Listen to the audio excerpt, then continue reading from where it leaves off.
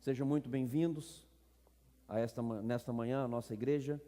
E eu gostaria de convidar você a, juntamente comigo, abrir a palavra do Senhor no livro de Lucas, capítulo 24, do versículo 13 até o versículo 35. Você que tem uma Bíblia impressa em mãos, você pode acompanhar, ou uma Bíblia online, dentro de um smartphone ou mesmo de um celular, tablet, você possa acompanhar também. Lucas, capítulo 24, versículo de 13 a 35.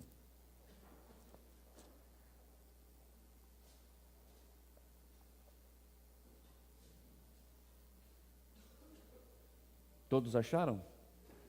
Amém? Lucas 24, 13 em diante diz assim: Naquele mesmo dia, 2 deles estavam a caminho para uma aldeia chamada Emaús, distante de Jerusalém 60 estádios. E iam conversando a respeito de todas as coisas sucedidas. Aconteceu que, enquanto conversavam e discutiam, o próprio Jesus se aproximou e ia com eles. Os seus olhos, porém, estavam como que impedidos de o reconhecer. Então lhes perguntou Jesus: O que é isso que vos preocupa e de que ides tratando à medida que caminhais? E eles pararam entristecidos. Porém, chamado Cleopas, respondeu dizendo: És o único, porventura, que tende estado em Jerusalém, e ignoras as ocorrências desses últimos dias? Ele lhes perguntou: Quais? E explicaram o que aconteceu a Jesus, o Nazareno, que era varão profeta, poderoso em obras e palavras diante de Deus e de todo o povo, e como os principais sacerdotes e as nossas autoridades o entregaram para ser condenado à morte e o crucificaram.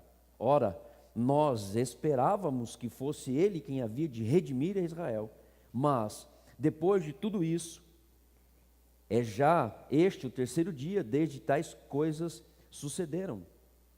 É verdade também que algumas mulheres das que conosco estavam, nos surpreenderam tendo ido de madrugada ao túmulo, e não achando o corpo de Jesus, voltaram dizendo terem tido uma visão de anjos, os quais afirmaram que ele vive. De fato, alguns de nossos foram ao sepulcro e verificaram a exatidão do que disseram as mulheres, mas não o viram. Então lhes disse Jesus: Ó nécios e tardos de coração para crer tudo o que os profetas disseram. Porventura não convinha que Cristo padecesse e entrasse na sua glória? E começando por Moisés, discorrendo por todos os profetas, expunha-lhes o que a seu respeito constava em todas as Escrituras. Quando se aproximavam da aldeia para onde iam, fez ele menção de passar adiante, mas eles o constrangeram, dizendo: Fica conosco, porque é tarde e o dia já declina. E entrou para ficar com eles. E aconteceu que, quando estavam à mesa, tomando ele o pão, abençoou-o e, tendo partido, lhes deu. Então se lhes abriram os olhos e reconheceram, mas ele desapareceu da presença deles. E disseram um ao outro: Porventura não nos ardia o coração quando ele pelo caminho nos falava, quando nos expunha as Escrituras? E na mesma hora, levantando-se, voltaram para Jerusalém, onde acharam reunidos os 11 e os outros com eles, os quais diziam: O Senhor ressuscitou e já apareceu a Simão. Então os 2 contaram o que lhes acontecera no caminho e como fora por eles reconhecido no partir do pão. Eu gostaria que você atentasse somente para um versículo que está no versículo 17. Então lhes perguntou Jesus: O que é isso que vos preocupa e que tendes ides tratando à medida que caminhais? E eles pararam entristecidos. O tema de hoje, não sei se é propício para um Dia das Mães, não sei se é propício para todos os dias, mas eu posso dizer para você que eu já passei por isso. E o tema de hoje é este: Eu decepcionado com Deus? Eu decepcionado com Deus? É um tema até difícil, mas eu quero dizer para você que talvez você já passou por alguma decepção na sua vida. E nós vamos aprender com todas elas o que Deus tem para cada um de nós. Vamos orar. Feche seus olhos por um instante. Pai, muito obrigado pela tua palavra, que foi exposta, que foi aberta, ó Deus, sem problema algum e sem dificuldade alguma. Obrigado, ó Deus, por essa liberdade. Senhor, não permita que a tua igreja veja a liberdade como meio de deixar de cumprir as Escrituras Sagradas todos os dias. Não permita que nós sejamos, ó Deus, decepcionados com coisas e esqueçamos do teu Evangelho. Mas nesta manhã, abra, Senhor, o nosso entendimento, abra, Senhor, o nosso coração, para que nós possamos entender aquilo que o Senhor tem para cada um de nós, e que nós estejamos cada vez mais apaixonados por um Deus que pode tudo e todas as coisas.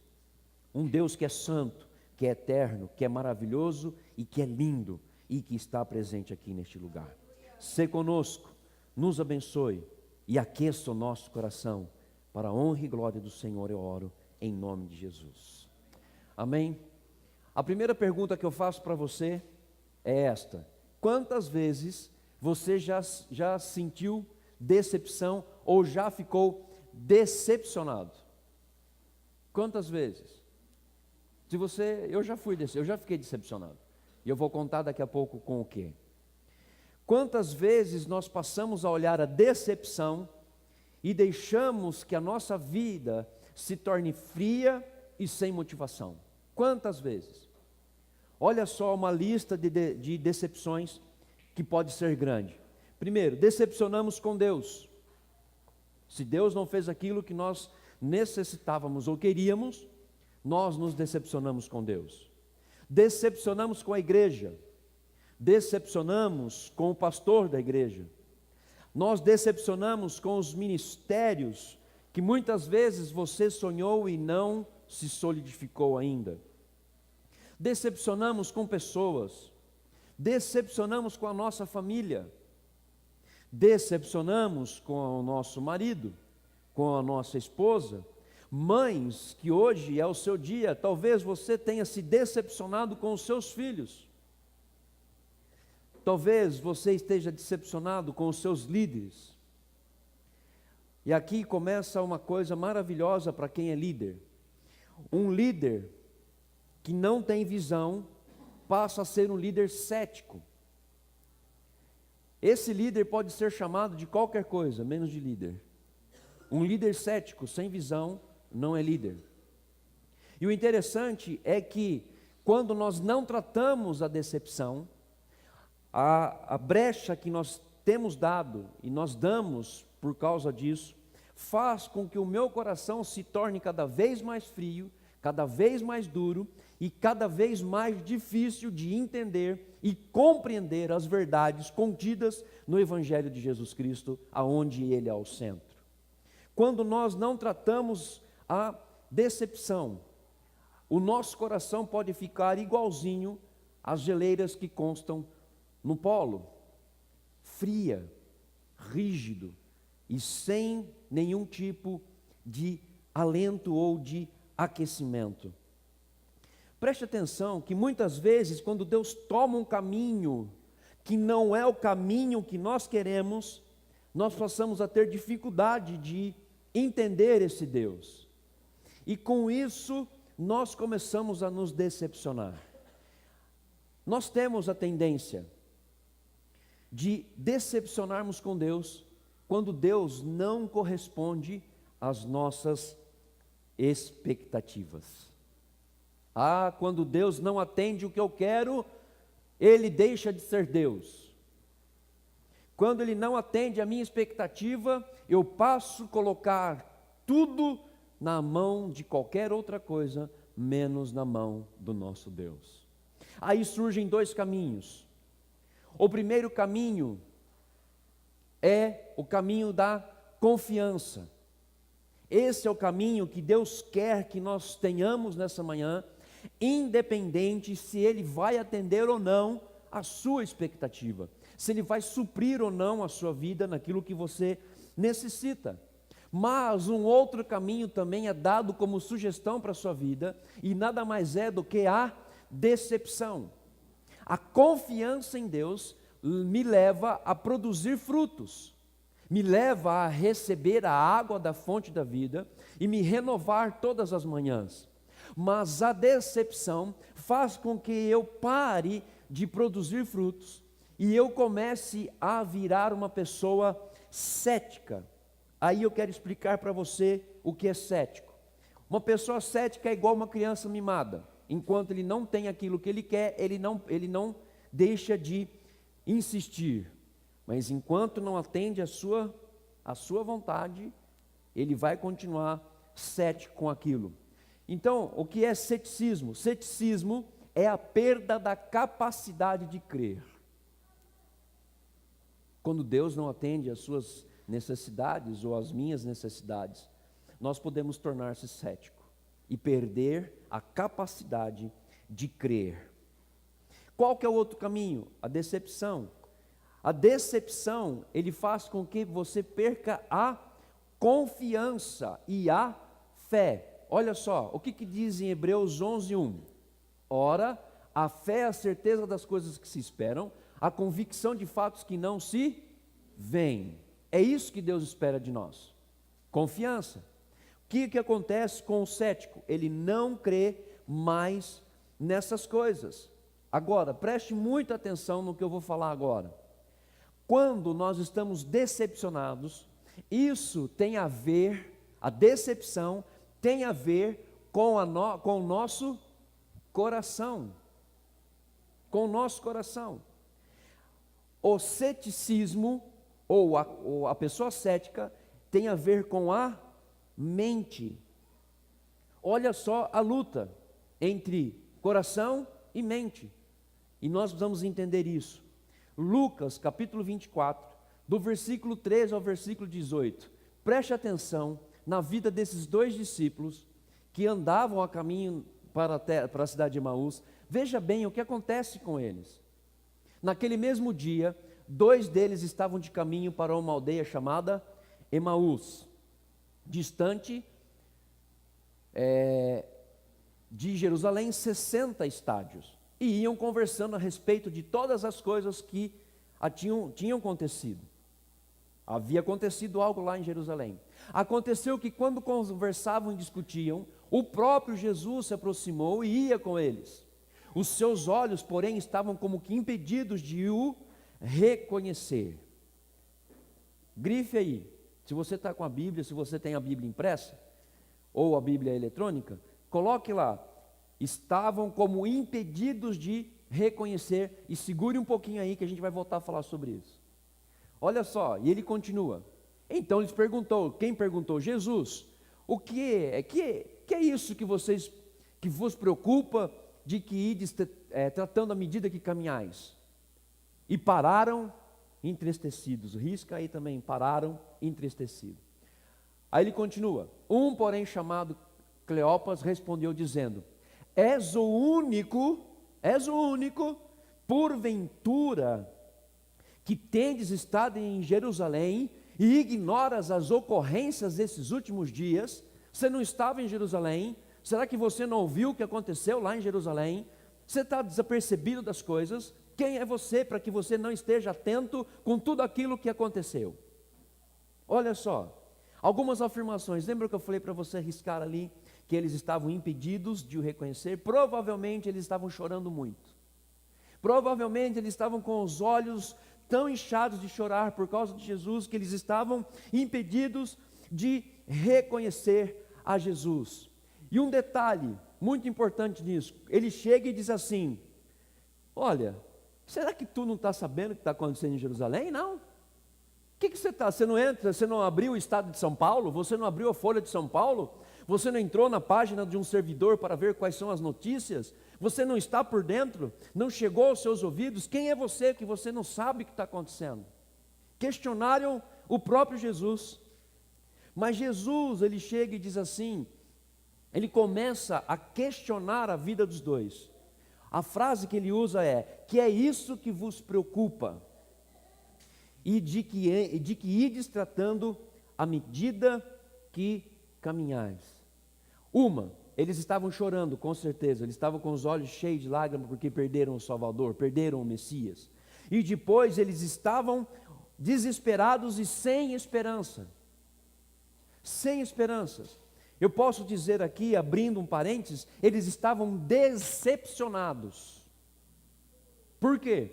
Porque eles tinham uma visão de que Jesus era o rei de Israel e ele vinha para redimir a Israel, e de repente Jesus morre, colocado no sepulcro, ressuscitou, mas eles estavam impedidos de reconhecer Jesus, porque a decepção tomou conta do coração deles, e eles não acreditavam que aquela pessoa andando com eles era o próprio Jesus ressurreto. Olha que coisa interessante, chamaram Jesus de desinformado. Ué, mas como que você está desinformado, cara? Não é assim que está acontecendo, não. E Jesus era aquele que trazia a melhor informação, e Ele traz uma informação para você: eu estou vivo e vivo para todo sempre. Esta é a melhor informação. A decepção desses discípulos está também em Lucas, capítulo 24, 19 e 20. E lhes perguntou: quais? E explicaram: o que aconteceu a Jesus, o Nazareno. Você não está sabendo o que aconteceu com Jesus, o Nazareno? Que era varão profeta, poderoso em obras e palavras diante de Deus e de todo o povo. Como que você não está sabendo o que aconteceu com Jesus? Como? Aí vem o versículo 20. E como os principais sacerdotes e as nossas autoridades o entregaram para ser condenado à morte e o crucificaram. Aonde entra o ceticismo na vida dos discípulos, que é aonde Jesus trabalhou, e nós vamos ver daqui a pouquinho. Olha só o versículo 21. Ora, nós esperávamos que fosse Ele quem havia de redimir a Israel. Mas, depois de tudo isso, nós ficamos decepcionados. Nós ficamos decepcionados. E já é o terceiro dia desde que tais coisas sucederam. E ele disse ainda que ia ressurgir no terceiro dia, mas nós estamos decepcionados, porque nada aconteceu até agora.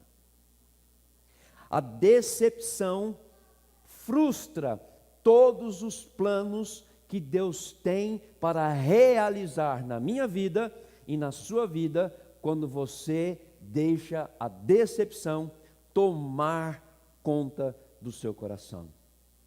Eles esperavam que Jesus fosse o cara, mas se decepcionaram ao ponto de eles não estarem mais entendendo mais nada.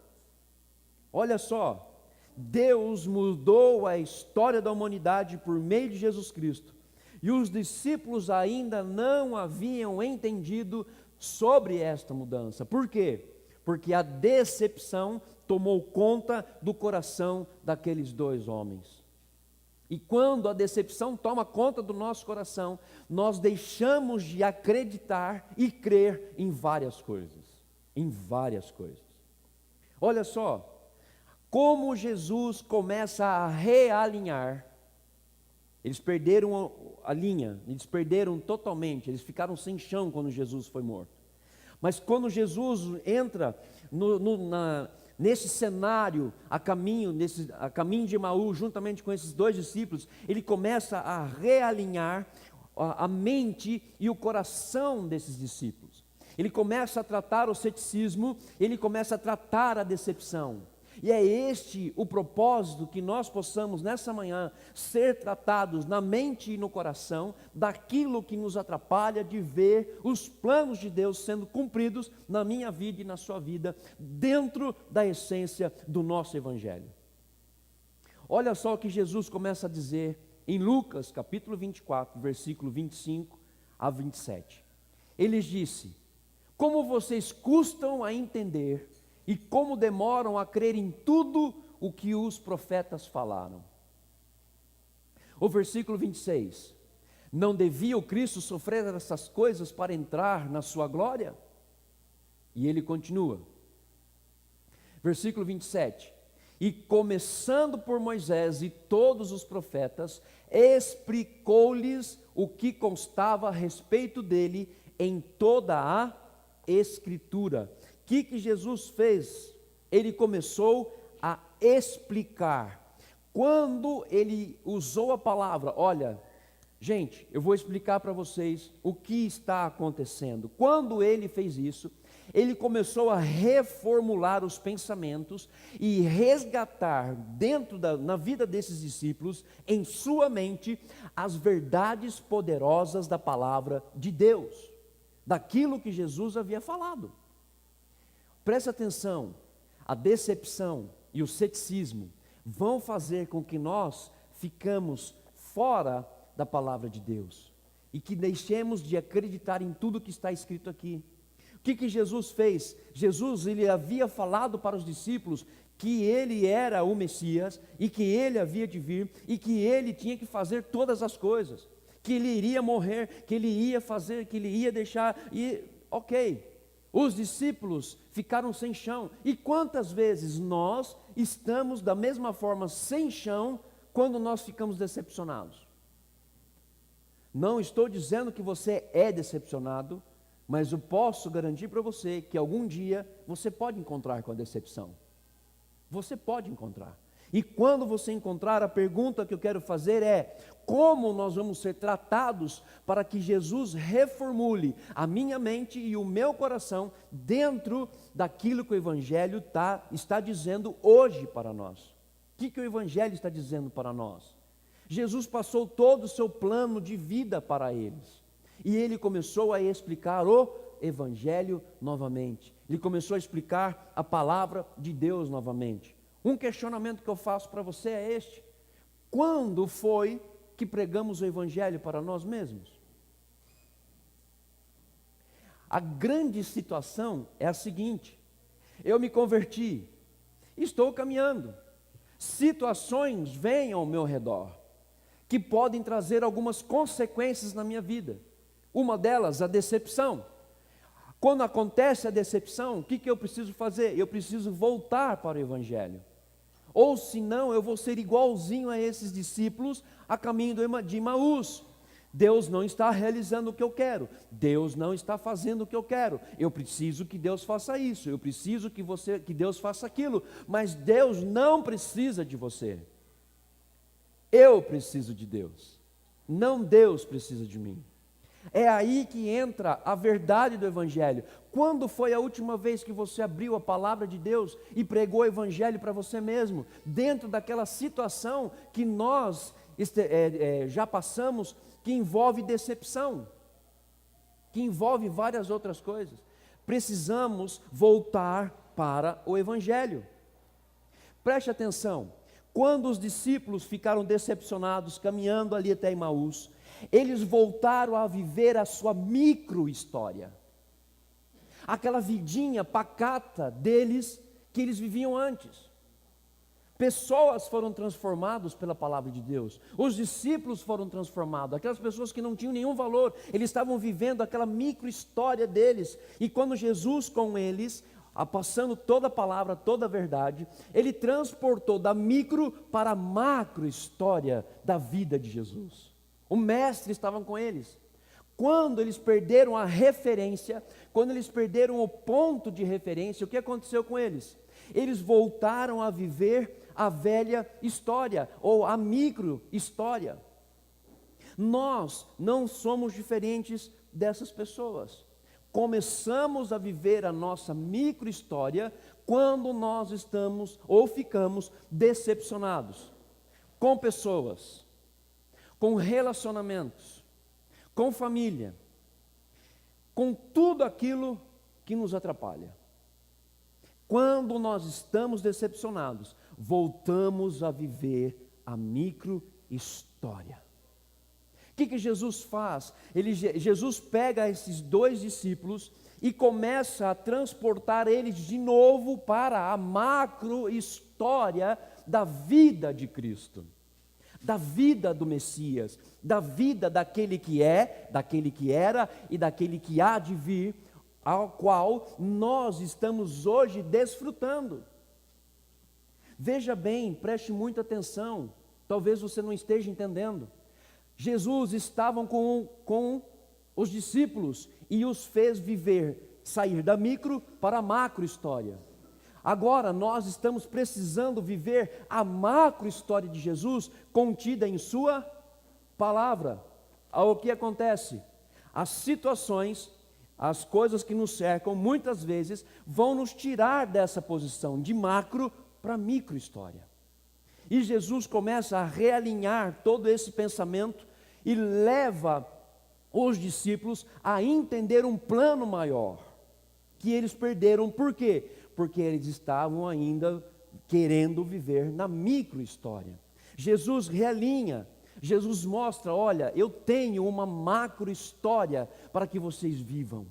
Vivam a vida de Jesus e nós iremos desfrutar da macro história e não mais da micro história. É isso que nós precisamos entender com relação à decepção. Jesus mostra que há uma obra maior a ser feita na minha vida. Tem uma obra maior para ser feita na minha vida. Eu não posso viver na micro história. Tem uma obra que Deus quer fazer na sua vida. Você precisa sair dessa micro história e ser transportado para a macro história, porque há um plano maior que Deus quer proporcionar a cada um de vocês. Há um plano maior, há uma obra maior. Há uma obra maior e um plano maior que Deus quer realizar aqui nesta igreja. Esta igreja não pode mais viver a micro história, mas tem que viver a macro história. Qual é a tua história? Aonde você está vivendo? Na micro ou na macro história? Essa é uma questão que você precisa entender. O Evangelho, Jesus reconecta os discípulos ao Evangelho. E o Evangelho é para toda a vida e não somente para o início da vida cristã. É para toda a vida. O Evangelho que vocês têm em mãos, a Bíblia impressa ou a Bíblia eletrônica, é para toda a sua vida. Quando nós não usamos o Evangelho e quando nós não pregamos o Evangelho para nós mesmos, quando nós não lemos o Evangelho, nós estamos entre dois pensamentos, macro e micro história. Precisamos mudar isso urgentemente. Precisamos viver a nova história. Por quê? Porque precisamos relembrar o Evangelho toda a manhã. Sabe qual é o Evangelho que você precisa relembrar?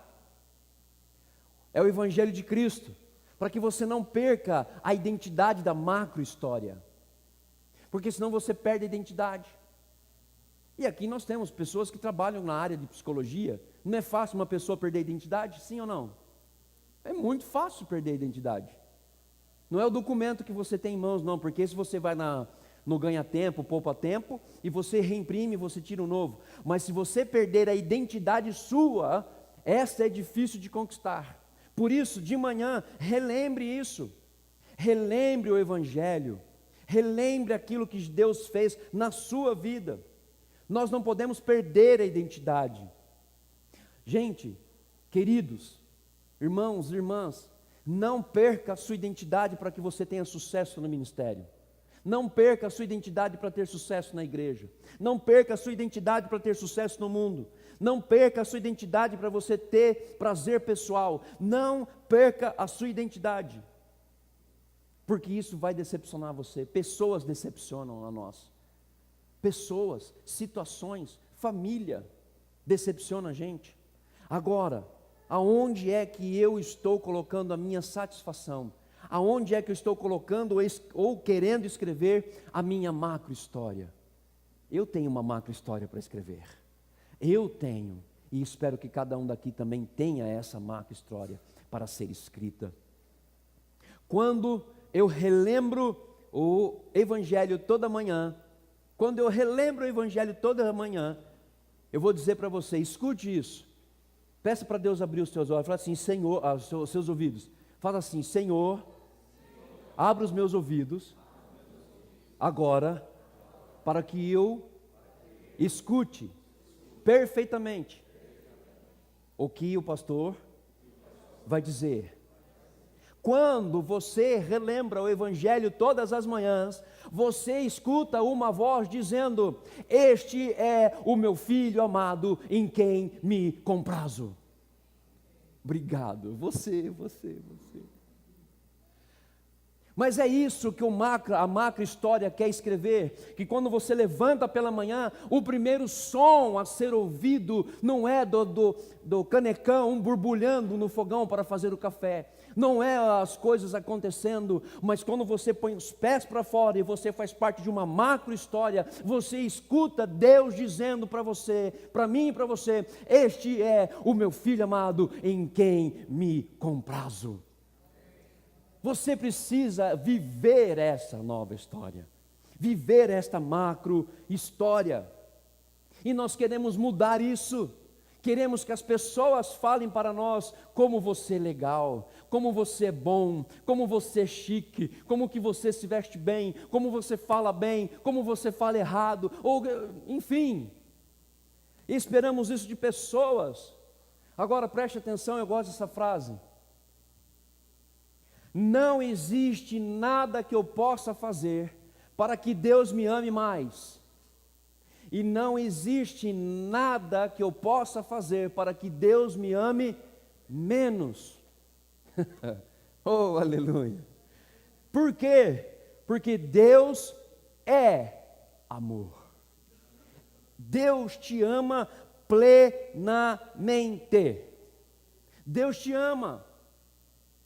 Querido, o amor de Deus não está em quantas conversões acontecem aos domingos, quantas conversões acontecem durante a semana. O amor de Deus não está em quantas libertações acontecem, quantas pessoas são tiradas do vício do mundo. Muitas coisas, nós pensamos que é assim que Deus nos ama. Deus não ama, Ele não está querendo isso de nós, que os nossos relacionamentos conjugais sejam perfeitos e maravilhosos. Nisso não está o amor de Deus, não está no amor de Deus, não está em quantos jovens o Connection vai trazer para todos os sábados, não importa quantos adolescentes vão estar vindo aqui, não importa quantos casais vão estar fazendo curso ou vão estar vindo na igreja, não importa quantas crianças estão no Agape Kids. O que nós não podemos é perder a nossa identidade dessa macro história, mas nós precisamos ouvir que Deus me ama plenamente e ponto final. Acabou. E ponto final. Se vai ter conversões ou não, não sei. Se vai ser liberto ou não, não sei, porque é a palavra que liberta e nós temos que pregar a palavra de Deus. O restante quem faz é Deus. Ele continua a amar você completamente. Agora preste muita atenção à frase desse pastor, desse reverendo Antônio Elias. Ele já está na glória, mas preste atenção, eu gosto muito dele. Não precisamos nos preocupar em nosso ministério, precisamos nos aprofundar em nosso chamado. Qual é o chamado? Qual é o seu chamado?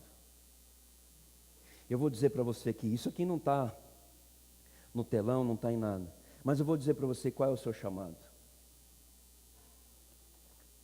Você nunca mais vai ter decepção na sua vida se você cumprir o seu chamado e se aprofundar nele. Você quer descobrir qual é o seu chamado? Quem daqui gostaria de descobrir qual é o seu chamado? Mateus capítulo 28, versículo 18 diz: Jesus, aproximando-se, falou-lhes, dizendo: toda autoridade me foi dada no céu e na terra. Ide, portanto, fazei discípulos de todas as nações, batizando-os em nome do Pai, do Filho e do Espírito Santo, e ensinando-vos a guardar todas as coisas que eu vos tenho ordenado. E eis que estou convosco todos os dias até a consumação do século. Qual é o seu chamado? Ide por todo mundo e pregar o Evangelho. Aleluia, aleluia, glória a Deus. Por que eu falo isso?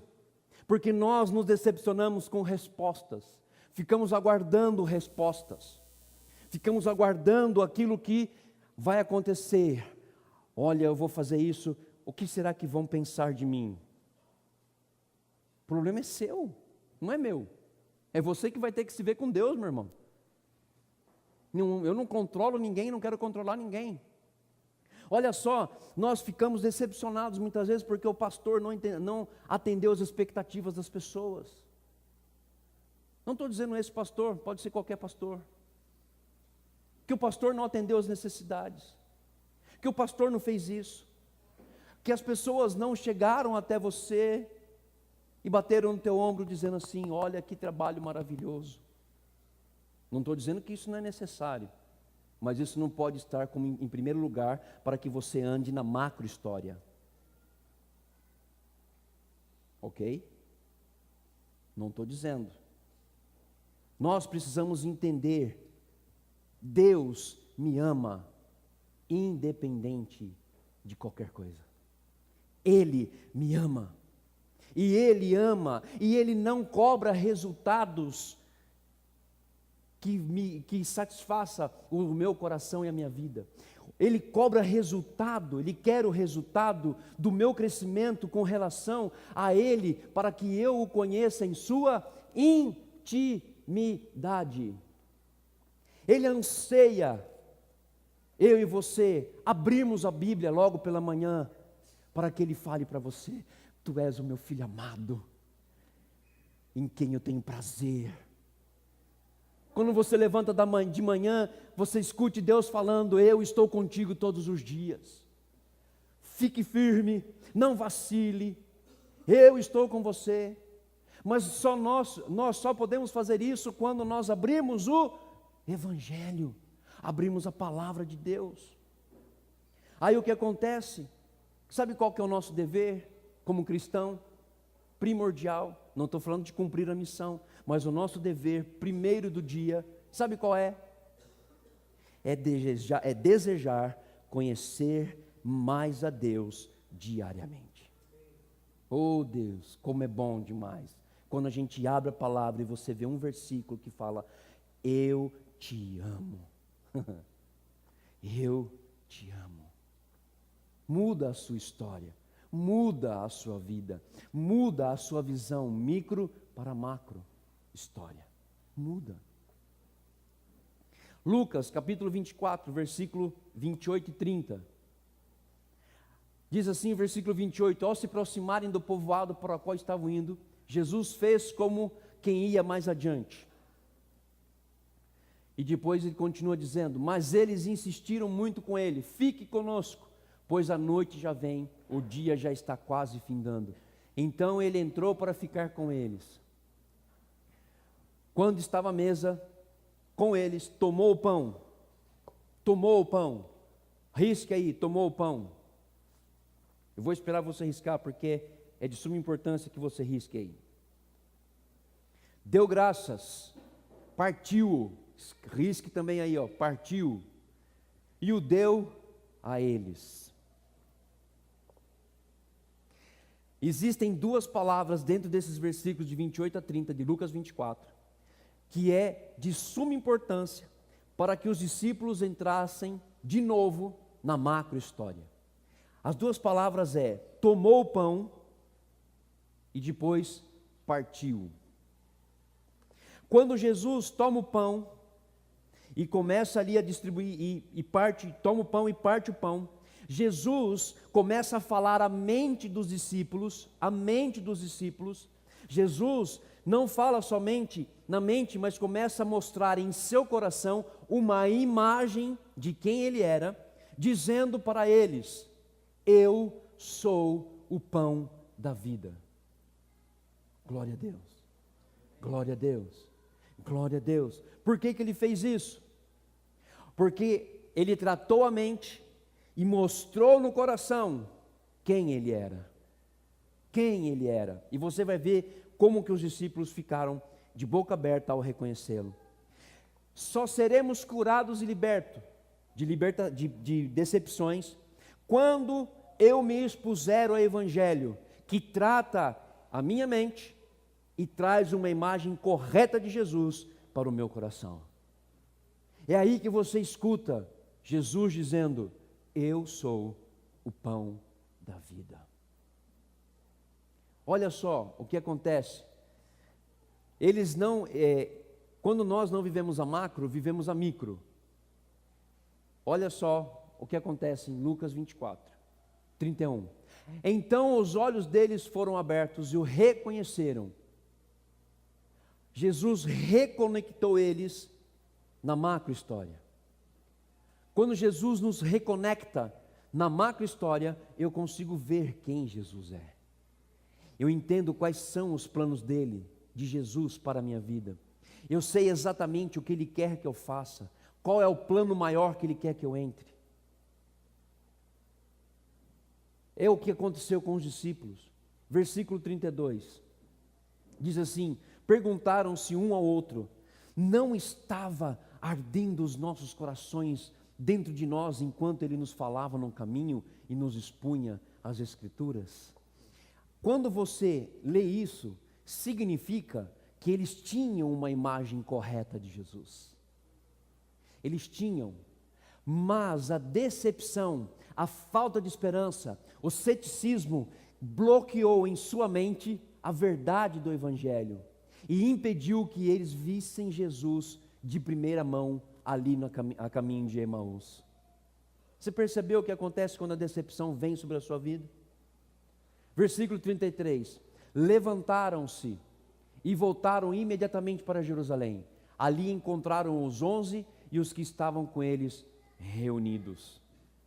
E 34, que diziam: é verdade, o Senhor ressuscitou e apareceu a Simão.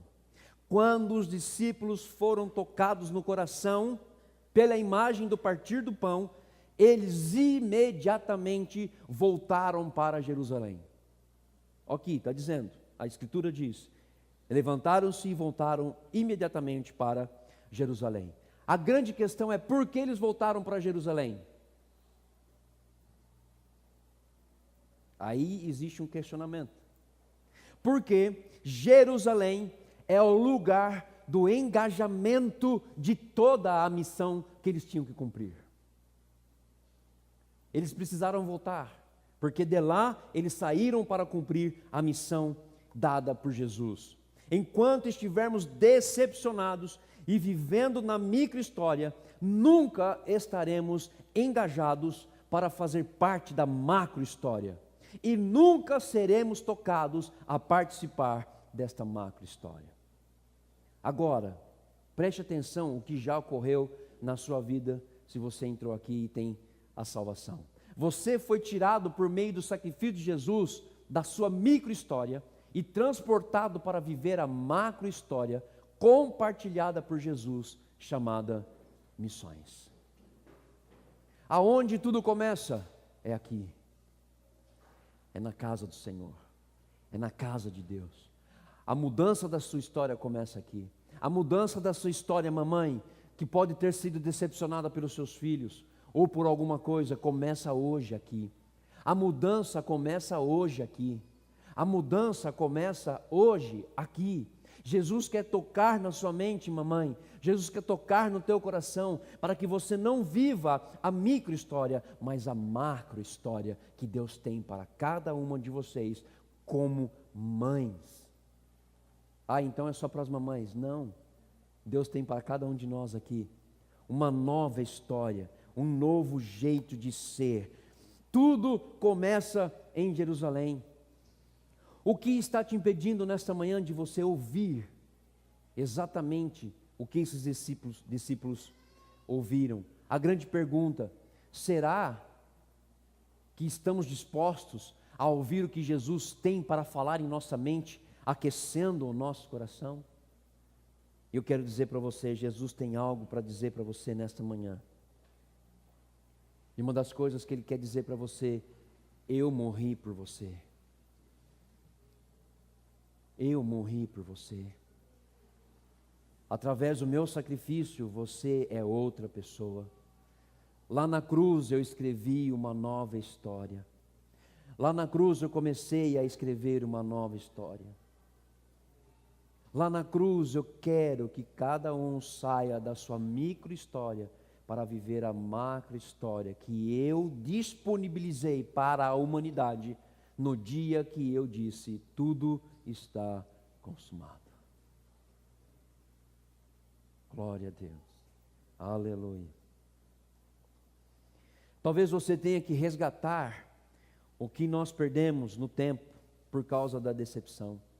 Não sei se isso tem que fazer, se você vai estar decepcionado ou não, se você precisa mudar a sua vida, mas hoje é o dia de mudanças.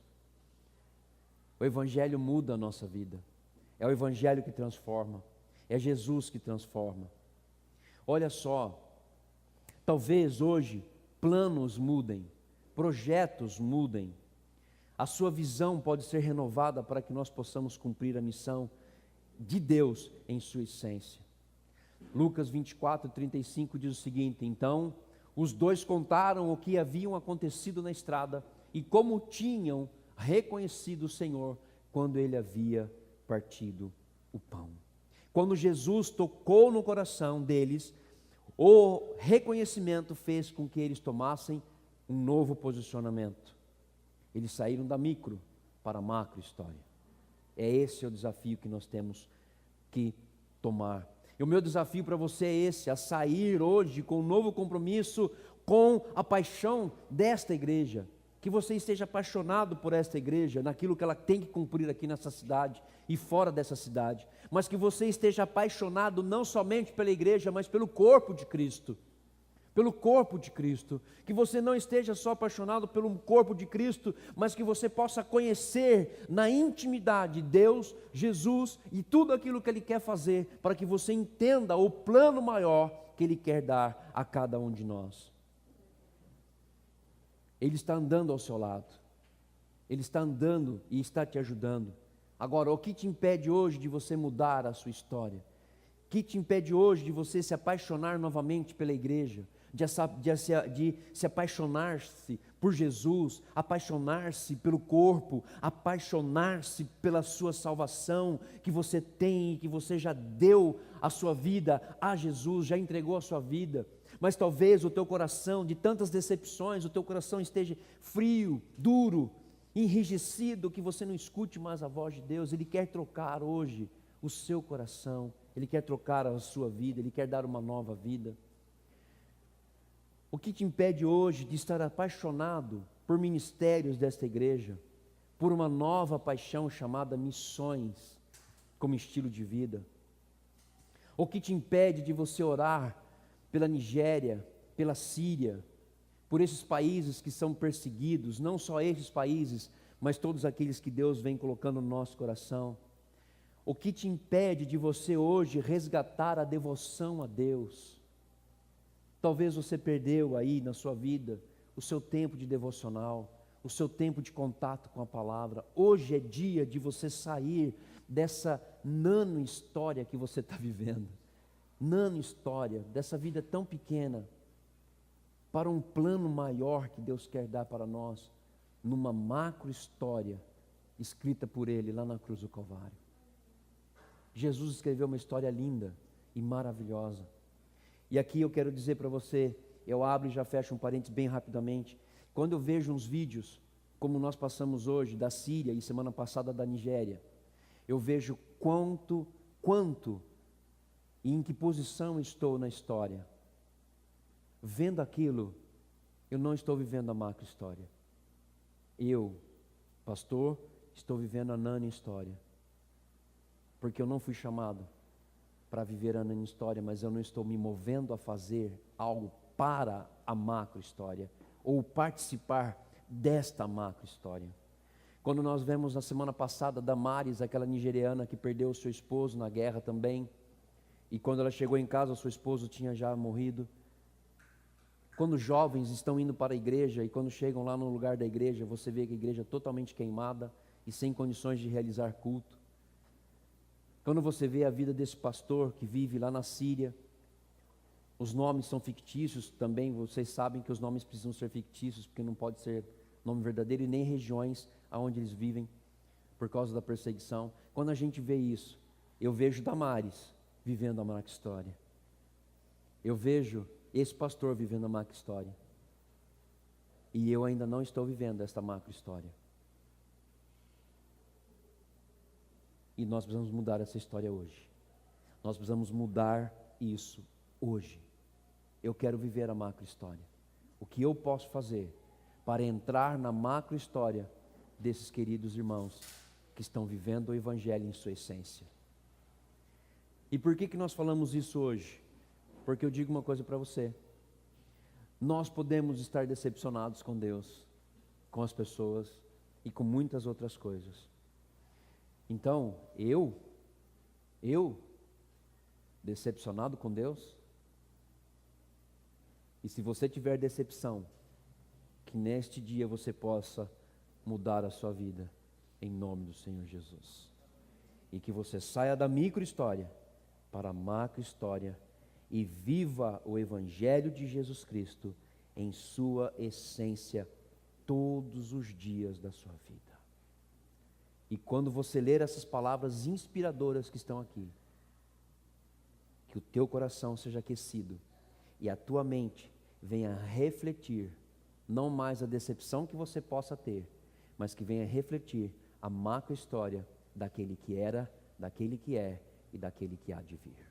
Que Deus abençoe a sua vida ricamente, em nome de Jesus. Amém? Glória a Deus.